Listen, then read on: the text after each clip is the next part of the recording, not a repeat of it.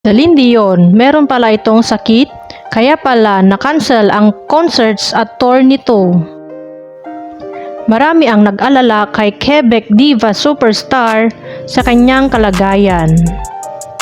Wala daw silang mahanap na gamot sa kanyang sakit.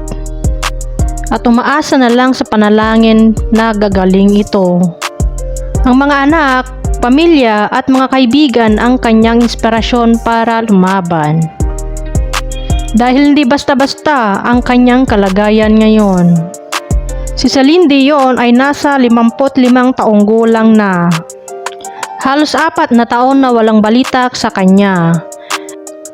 Pero nitong nakaraang araw ay umattend ito sa concert ni Katy Perry sa Las Vegas.